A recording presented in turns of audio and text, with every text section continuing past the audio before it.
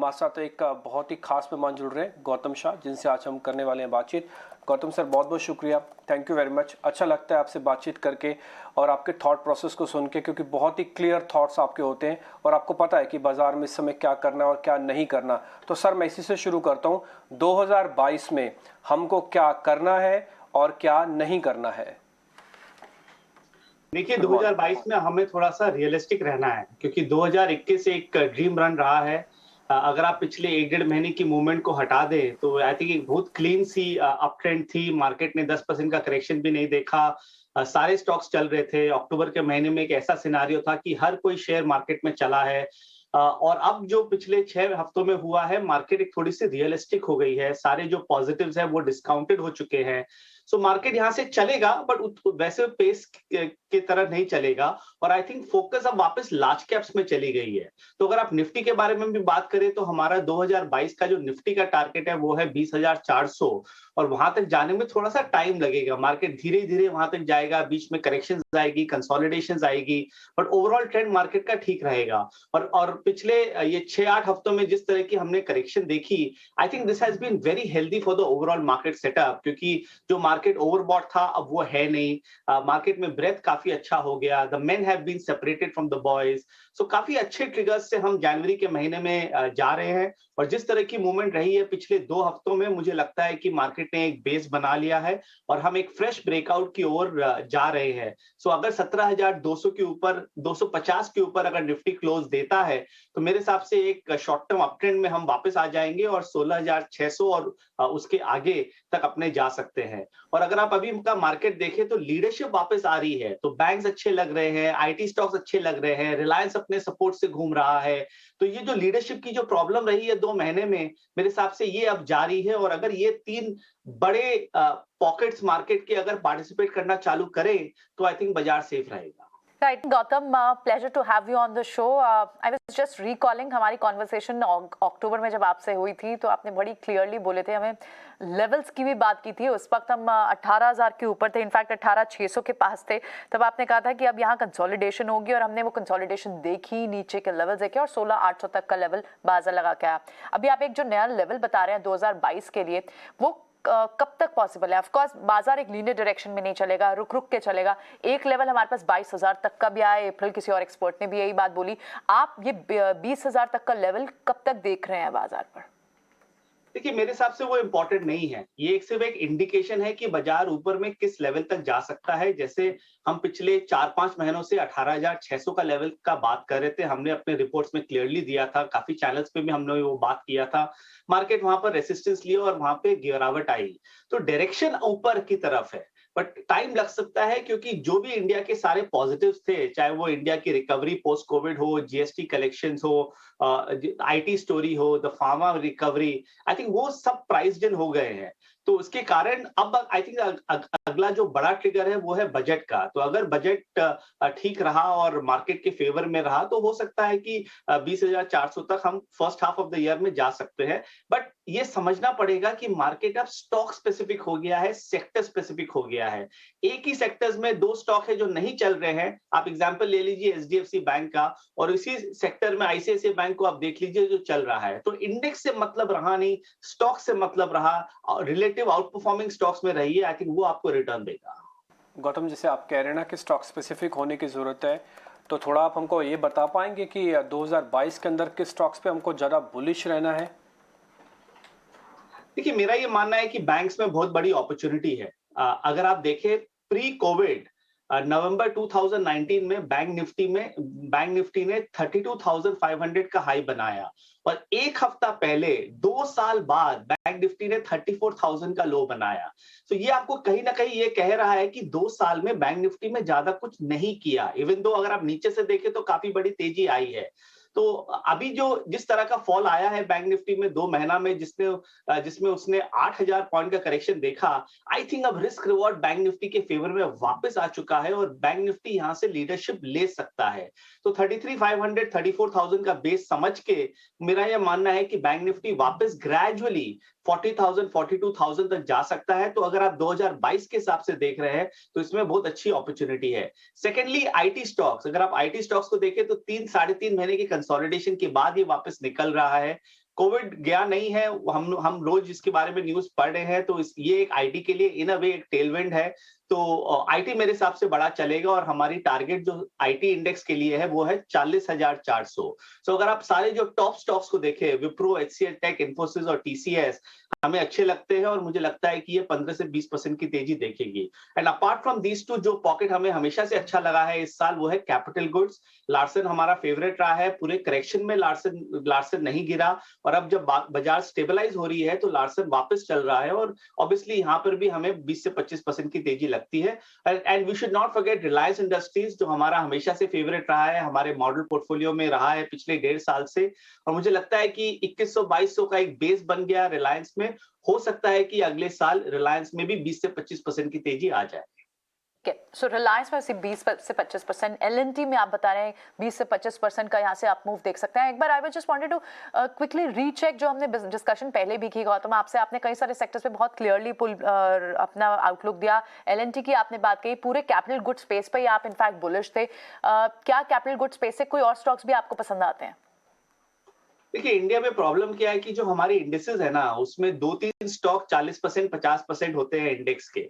तो उसके कारण अगर आप वो टॉप स्टॉक्स में अगर आप पार्टिसिपेट नहीं करें या बुलिश नहीं रहे तो रिटर्न नहीं बनती है। But L&T, Siemens, Cummins India, ABB, KEC international, I think ये सारे स्टॉक्स हैं जो हमें अच्छे लगते हैं medium term to long term के हिसाब से। गोल्डीलॉक्स में वैसे भी हम चार्ट्स के साथ फंडामेंटल्स भी देखते हैं, तो हमें लगता है कि ये सारे स्टॉक्स अच्छे चलने चाहिए। तो कैपिटल गुड्स को अपने को भूलना नहीं है। एंड सेकेंडली, रियल एस्टेट जो हमारा फेवरेट रहा है, जो हमने पहली बार जून के महीने में एक बुलिश कॉल दिया था, रियल एस्टेट इंडेक्स में 30% की तेजी आई, उसके बाद ये 12-15% का करेक्शन हुआ है, और अब रियल एस्टेट वापस धीरे धीरे चलने की कोशिश कर रहा है, और हमारी टारगेट रियल एस्टेट इंडेक्स का 620 का है। तो वहां पर भी बहुत अच्छी अपॉर्चुनिटी है। जिन शेयरों में करेक्शन अभी हम लोग ने देखा, उसमें आई थिंक इस लेवल्स पे इन्वेस्टमेंट्स करना चाहिए। आई थिंक वो निफ्टी को आउट परफॉर्म करेंगे। गौतम, आपने पक्का से ऐसा भी होगा ना, कुछ शेयर्स में से प्रॉफिट बुक करके आप उसको थैंक यू बोल दिया होगा कि हाँ अब हम इस शेयर को नहीं लेंगे जब तक अच्छी वैल्यूएशंस पे नहीं आता।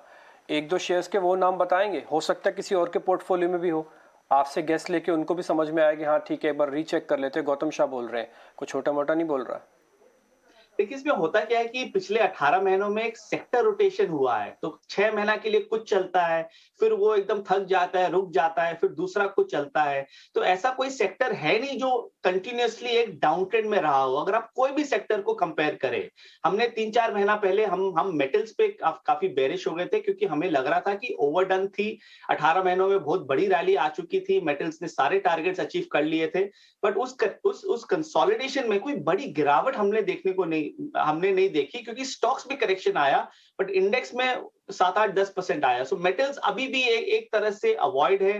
कंज्यूमर स्टॉक्स अभी भी थोड़ा सा अवॉइड है। कई जो टॉप क्वालिटी एक्सपेंसिव स्टॉक्स है, आई मीन काफी समझा हुआ चीज है, वो मेरे हिसाब से अवॉइड है। अब फोकस क्या है, अंडर परफॉर्मेंस में जा रहा है जहां पर अर्निंग्स है, और हमारे भी वहां पर फोकस है। So banks, capital goods, infrastructure, real estate and IT, ये हमारी 5 पॉकेट्स है जहां हम फोकस कर रहे हैं। Everything else is a market performer. Gautam, pharma space पे फिर कैसी रणनीति होनी चाहिए? क्योंकि हम जब पहले बात कर रहे थे तो of course pharma has been under performer up till now for this year, और एक अच्छे खासे ब्रेक इवन पर उस वक्त था जब हम आपसे बात भी कर रहे थे। लेकिन अब हम पिछले 2 हफ्तों से देख रहे हैं जिस तरह की चाल फार्मा स्पेस से देखने को मिली है, और because of the third wave ये भी एक सिक्लिकल हो गया है शायद, फार्मा, हेल्थ केयर, डायग्नोस्टिक अब ये फिर से एक अच्छे सपोर्ट लेकर ऊपर की तरफ दिखते हुए दिखाई दे रहे हैं। आप मानते हैं pharma can give good returns in 2022? देखिए, समझना जरूरी है कि फार्मा जून 2020 से जून 2021 का one of the star performers था। सारे स्टॉक्स फार्मा स्पेस में they had gone up anywhere between 30 to 100%, और फार्मा की बारे में ही बात हो रही थी, बड़ी बात हो रही थी। और उसके बाद 6 महीनों में हमने देखा कि इस सेक्टर ने कुछ नहीं किया, बड़ी करेक्शन नहीं आई, बट फिर भी साइडवेज रहे, और कई बड़े स्टॉक्स में बड़ी करेक्शन आई। औरबिंदो को देख लीजिए, कैडिला को देख लीजिए, लॉरस लैब्स को देख लीजिए, जो एक 10 साल की स्टोरी बनाई जा रही थी। हो सकता है कि अभी भी स्टोरी है, मगर ये सारे स्टॉक्स में बड़ी करेक्शन आई थी। मुझे जो लग रहा है कि pharma can be one of the stories of 2022, क्योंकि अच्छी करेक्शन 5-6 महीने की आ गई है, लॉन्ग टर्म चार्ट्स अभी भी अच्छा लगता है। 13,000-13,200 का फार्मा का बहुत बड़ा सपोर्ट है, सारे जो मेजर स्टॉक्स है लॉन्ग टर्म सपोर्ट्स पे है। तो यहां से मुझे लग रहा है कि एक बड़ी टर्न अराउंड आएगी और फार्मा इंडेक्स वापस 14,800 और इवेंचुअली 17,000 तक जा सकता है। तो अगर आपको अपने पोर्टफोलियो में थोड़ी सी सेफ्टी चाहिए, इंश्योरेंस चाहिए, तो फार्मा में पोजीशन बनानी चाहिए। रिस्क रिवॉर्ड अच्छा है। आप वैसे शेयर नहीं ले रहे हैं जो चलते गए और फिर आप फंस सकते हो उनमें। फार्मा में अर्निंग्स भी है, क्वालिटी भी है और इंस्टीट्यूशनल बैकिंग भी है। सो यहाँ पर फार्मा मेरे हिसाब से एक डार्क हॉर्स हो सकता है जो कोई मार्केट में एज ऑफ नाउ बात नहीं कर रहा है। नोटिस की होगी कि पूरे इंटरनेशनल मार्केट्स में जो एग्रो बेस्ड कमोडिटीज़ हैं उनके भी दाम बढ़े हैं और मेटल्स के भी दाम बढ़े हैं। क्या कुछ एग्रो बेस्ड कमोडिटीज़ या मेटल बेस इनमें कुछ बाइंग हो सकती है क्या? एग्जाम्पल के लिए जैसे सोया के दाम बढ़े, एग्जाम्पल के लिए जैसे पाम ऑयल के दाम बढ़ गए, एग्जाम्पल के लिए जैसे कि नॉन फेरस के दाम काफ़ी हद तक बढ़े हैं। ऐसी एक पॉकेट्स में, क्योंकि नीश सेगमेंट है, इसमें सिलेक्शन बहुत ही केयरफुली और बहुत ही क्रिटिकली होना होता है। तो एक बार आप जरा सजेस्ट कीजिए इसमें क्या देखा जाए। नहीं सर, इसमें तो हम लोग ने ट्रैक नहीं किया। इक्विटी मार्केट्स में इतना कुछ हो रहा है कि उस जगह हम लोग ने ज्यादा काम नहीं किया। बट हमारा व्यू प्रेशियस मेटल्स पे अभी भी काफी पॉजिटिव है। आई थिंक मैं कहते आया हूं कि गोल्ड और सिल्वर यहाँ से अच्छी तेजी देखेगी और मुझे लगता है कि जो 15 महीने का जो कंसोलिडेशन है वो 2022 में खत्म हो सकता है और गोल्ड वापस 2000-2050 के लेवल तक जा सकता है। हो सकता है कि एक नया लाइफ टाइम हाई भी 2022 में वो हिट कर दे। सो गोल्ड और सिल्वर में अच्छी अपॉर्चुनिटी है। मेरे हिसाब से गोल्ड और सिल्वर का जो रिटर्न्स है वो इक्विटी के साथ साथ चलेगा। हो सकता है इक्विटी से बेटर भी हो सकता है ऑन एन इंडेक्स लेवल। तो इसमें पोजीशन बना के रखिए, 10 से 15% अपना पोर्टफोलियो गोल्ड और सिल्वर में रखिए। आई थिंक ये आपको काफी सेफ्टी देगा और दुनिया में कुछ भी होता है। देखिए आजकल बहुत एक डायनामिक वर्ल्ड है, कहीं से भी कुछ भी खबर आ जाती है जो इक्विटी मार्केट्स को इंपैक्ट कर जाती है। इस एनवायरनमेंट में गोल्ड एंड सिल्वर में इन्वेस्टेड रहना जरूरी है, क्योंकि it is like a hedge और आपको वो कैपिटल अप्रिसिएशन भी देगा। तो वहां पर पोजीशन बनाएंगे। गौतम, आप विद द स्टैंडर्ड डिस्क्लोजर आप क्रिप्टोस में ट्रेड करते हैं क्या? बिटकॉइन है आपके पोर्टफोलियो में या आप क्लाइंट्स को बताते हैं इसके बारे में? नहीं sir, not do I trade, not do I recommend. So हम क्रिप्टो से काफी दूर रहे हैं। अच्छा, बस मेरे को यही पता करना था क्योंकि आप गोल्ड के बारे में बता रहे थे। मेरे को लगा कि आजकल नया एक मॉडर्न हेज है जिसको हम बिटकॉइन कहते हैं, तो डेट्स वाई मैंने पूछ लिया आपसे। बट एनी हाउ, ठीक है। अच्छा गौतम, एक और चीज़ है, इस समय ना कुछ सरकारी कंपनीज पे गवर्नमेंट ये कहना चाहती है। आज ही हमारे एक रिपोर्टर की एक स्टोरी आई थी कि गवर्नमेंट का जो डिसइन्वेस्टमेंट का जो टारगेट है वो करीब 55,000 करोड़ से कम है। सरकार ये कतई नहीं करना चाहती क्योंकि सबसे ज़्यादा क्रेडिट अगर गवर्नमेंट ने लिया, ये कह के लिया कि देखो हम तो डिसइन्वेस्टमेंट के टारगेट्स को पूरा कर देते हैं। कोई सरकारी कंपनीज या कोई ऐसा सेगमेंट आपको लगता है कि जहाँ पे 2022 के अंदर गवर्नमेंट कर देगी, इसको बेच ही देगी? देखिए, ये स्पेकुलेशन करना बहुत डिफिकल्ट है और हमने देखा है पिछले 5-7-10 सालों में कि स्पेकुलेशन करना एक यूजलेस एक्सरसाइज है, क्योंकि ये सब चीज क्या है, कभी भी कुछ भी हो जाती है।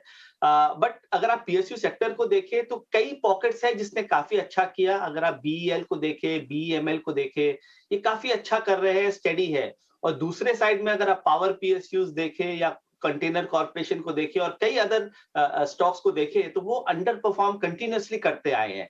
तो इसमें आप एक होलिस्टिक व्यू नहीं ले सकते हैं। कई पॉकेट्स है जो अच्छा करेंगे और हमें बीईएल बीईएमएल अभी भी अच्छा लगता है। मुझे लगता है कि ये यहाँ से भी अच्छी तेजी दिखाएगी। बट ओवरऑल अगर आप डिविडेंड यील्ड के हिसाब से अगर आप पीएसयूज में इन्वेस्ट करना चाहते हैं तो हाँ, 5 से 10% आपके पोर्टफोलियो पीएसयूज में हो सकती है।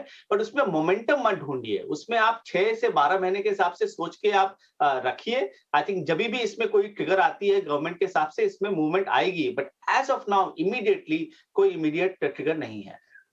ऑलराइट, बिल्कुल। गौतम, एक बार आपसे न्यू एज बिजनेस जो लिस्ट हुए इस साल, उस पर भी एक व्यू देखना चाहेंगे, क्योंकि अगर हम इस ईयर को कंपाइल करें कि लगभग 60 आईपीओज इस साल लिस्ट हुए।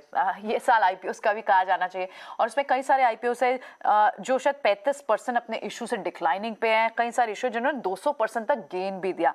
आपको कौन से यहाँ पर स्टॉक्स पसंद आते हैं? पारस डिफेंस जैसे काउंटर हो, या फिर यहाँ पर पीबी फिनटेक जैसे कंपनी जिनसे उम्मीदें बहुत थी, पेटीएम जैसे कंपनी जिनसे उम्मीदें बहुत थी, लेकिन उन्होंने कुछ खास रिटर्न इस साल नहीं दिए। लेकिन on the contrarian you have Paras Defence, MTAR Tech, इन्होंने अच्छा खासा रिवॉर्ड किया है इन्वेस्टर्स को। आपको कौन से स्टॉक्स इस स्पेस से पसंद आते हैं?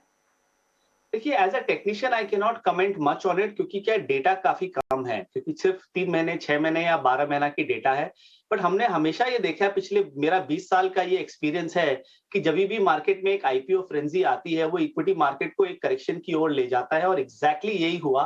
क्योंकि अक्टूबर के महीने में इतनी आईपीओ के बारे में बात हुई थी, दिवाली के आसपास इतने अच्छे आईपीओ आए, बट उसने बाजार को जो सबसे बड़ी करेक्शन आई है पिछले 18 महीने में, उसने वो ट्रिगर कर दी। और अगर आप ये 60 आईपीओ का अगर आप परफॉर्मेंस देखें, तो मेरे हिसाब से आपको 20%, यू विल गेट अबाउट 12 और 15 stocks that have done well, और बाकी के ने रिटर्न्स नहीं दिया। तो मैं आईपीओ स्पेस का इतना बड़ा फैन नहीं हूं। मुझे ये जो वैल्यूएशंस, जो जिस तरह एक्सेल शीट्स जो बना के कुछ भी भाव को अभी प्रोजेक्ट कर रहे हैं, मुझे ये लगता नहीं है कि ये सस्टेनेबल है। आई थिंक रिस्क काफी है। अगर बाजार में कभी भी बड़ा करेक्शन आता है, तो यही स्टॉक से जो इम्पैक्ट होंगे, और हमने कार ट्रेड को भी देखा, गिरते ही चला गया जब से इसकी आईपीओ आई थी, और काफी ऐसे शेयर है। तो मैं इसमें मेरा बहुत बड़ा फैंसी नहीं है। एमटार टेक जरूर अच्छा लगता है। रूट मोबाइल एक कंपनी है जो हम हमेशा से रेकमेंड करते आए हैं। तो अगर आपका 3 साल का व्यू है, तो ऐसी कंपनियों में इन्वेस्टमेंट कीजिए। बाकी में थोड़ी सी दूर रहिए। इक्विटी मार्केट में जो सेकेंडरी मार्केट लिस्टेड स्टॉक्स है, उसमें बड़ी अपॉर्चुनिटी अभी भी देखने को मिल रही है। गौतम, मैं हर इन्वेस्टर का ना एक सपना होता है कि उसका फंड मैनेजर गौतम शाह होना चाहिए। अब ये तो थोड़ा मुश्किल भी हो जाएगा, तो हम एक काम करते हैं, 18 ऑफ स्वदेश के हिसाब से आपको सबका फंड मैनेजर बना देते हैं। सब लोग आपको सुन रहे हैं, तो आप ऑटोमेटिकली सबके फंड मैनेजर हो जाएंगे। मैं 5 साल के लिए इन्वेस्टमेंट करना चाहता हूँ, उसमें मैं भी शामिल हूँ। हाँ, मैं 5 साल के लिए इन्वेस्टमेंट करना चाहता हूँ। गौतम, मेरे को अपना एक शेयर ऐसे बता दीजिए, गौतम शाह के 5 साल के लिए 5 शेयर रख लो, अच्छे पैसे बनेंगे। देखिए, अगर हम इसके बारे में 12 महीना पहले बात कर रहे होते, तो मैं आपको काफी मिड कैप्स बताता, क्योंकि उसमें बड़ी तेजी थी, और अब काफी रिस्क आ चुकी है। तो मैं अब मेरा फोकस लार्ज कैप्स में है। तो अगर आपको 5 से 10 शेयर की पोर्टफोलियो बनानी है अच्छे स्टॉक्स में, तो बैंकिंग में आप आईसीआईसीआई बैंक और स्टेट बैंक में फोकस रखिए। कैपिटल गुड्स में आप एल&टी में फोकस रखिए। फाइनेंशियल्स में आप HDFC limited, which is also a real estate proxy, उसमें फोकस रखिए। आईटी में विप्रो, इन्फोसिस और एचसीएल टेक में फोकस रखिए। और इंश्योरेंस में आईसीआईसीआई लोम्बार्ड, एचडीएफसी लाइफ और मैक्स फाइनेंशियल में फोकस रखिए। रियल एस्टेट में डीएलएफ, ओबरॉय प्रॉपर्टीज और इंडिया बुल्स रियल एस्टेट में फोकस रखिए। तो ये जो 5-6 पॉकेट जो मैंने कहा, आई थिंक ये बाजार के साथ चलेंगे, और अगर बाजार स्टेडी रहा, तो मेरे हिसाब से ये आउट परफॉर्म करेंगे। और एक ऐसी पॉकेट है जो मुझे लगता है कि अगले 3 से 5 साल में एक रेवोल्यूशन आएगी, जो जिसके बारे में लोग बात कर रहे हैं, वो है ईवी, इलेक्ट्रॉनिक व्हीकल्स। आई थिंक ये बहुत बड़ी थीम है। आई थिंक जो ऑटो एंसिलरी स्टॉक्स है जो ईवी को सप्लाई करते हैं, मेरे हिसाब से they can potentially be multi baggers. So EV का थीम को राइड करना बहुत जरूरी है एज इन्वेस्टर्स, और इसमें स्टॉक्स आइडेंटिफाई कीजिए। Unfortunately I can not talk about it on such a platform, but I think this is a very big theme that will be in play. Correct. Gautam, thank you so much, ये आपने highlight किया। ये theme पर ही मेरा next question था, but that's okay if you would not like to comment कि कौन से स्टॉक्स हो सकते हैं, बट अगर आप इसे थोड़ा और इलैबोरेट कर दें, तो at least will be able to understand कि हम व्यूवर्स तक एक मैसेज पहुंचा पाएंगे कि कौन से स्टॉक्स इन स्पेसिफिक की बात हो सकती है।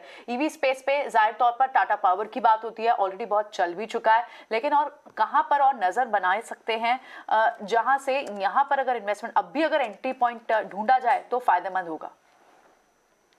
काफी स्टॉक्स है। अगर आप देखिए, टाटा मोटर्स और टाटा पावर मेरे हिसाब से ईवी के थीम के कारण ही इतना अच्छा चले हैं।